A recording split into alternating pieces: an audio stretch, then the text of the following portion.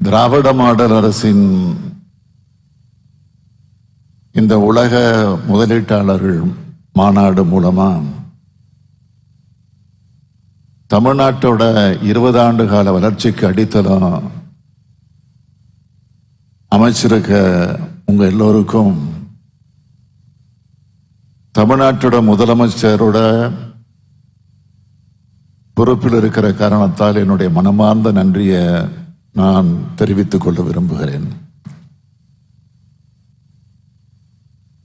இந்த மாநாட்டை உலகமே வியக்கும் வகையில் நடத்தி இந்தியாவே வியக்கும் வகையில் முதலீட்டை ஈர்த்து என் இதயத்தில் நீங்கா இடத்தை பெற்றுவிட்டார் தம்பி டிஆர்பி ராஜா அவர்கள்.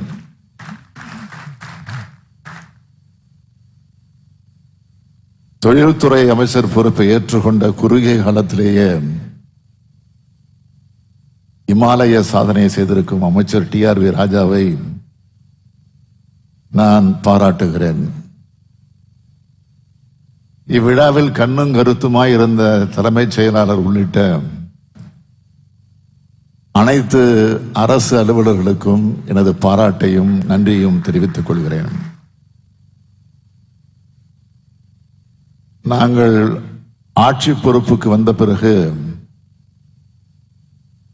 முதலீட்டாளர்களின் முதல் முகவரி தமிழ்நாடு என்ற பெயரில் நடத்தப்பட்ட முதலீட்டாளர்கள் மாநாடுகள் மூலமா 1,90,803 கோடி ரூபாய்க்கான முதலீடுகள் ஈர்க்கப்பட்டு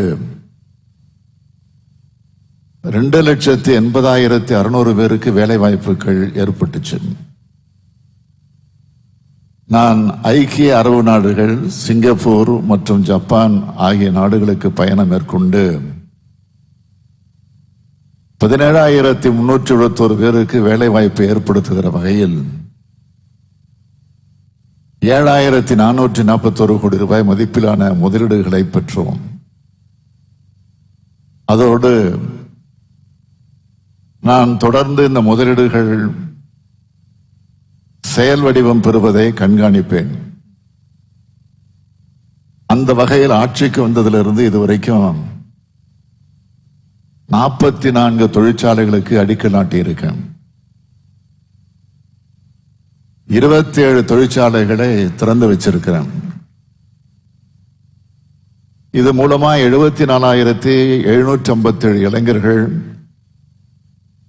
மற்றும் மகளிருக்கு வேலை வாய்ப்பு ஏற்படுத்தப்பட்டுள்ளது. அந்த நம்பிக்கையோடு சொல்றேன், இந்த மாநாடு தமிழ்நாட்டின் தொழில் வளர்ச்சியில் பெரும் பாய்ச்சலாக அமையும். தமிழ்நாட்டோட வரலாற்றில் நிச்சயம் இது நினைவு கூறப்படும். இந்த மாநாட்டோட தனித்துவமும் புதுமைத்துவமும் என்றென்றும் பேசப்படும். நான் அதிகாரிகளுக்கு ஆரம்பத்திலேயே ஒரு அன்பு கட்டளை போட்டேன். உலக அளவிலேயே முதலீட்டுக்கான சிறந்த மாநிலமா தமிழ்நாடு முன்னேற்றணும். இந்த உலக முதலீட்டாளர் மாநாட்டை நடத்துறதுக்கான முக்கிய காரணமா அதுதான் இருக்கணும் என்று சொன்னேன். எங்களோட அயராத உழைப்பு மற்றும் உங்களுடைய பங்களிப்பு காரணமா இந்த உலக முதலீட்டாளர்கள் மாநாட்டின் போது இறுதி செய்யப்பட்ட மொத்த முதலீடுகள் முன் எப்போதும் இல்லாத அளவா 6,64,180 கோடி ரூபாய் என்பதை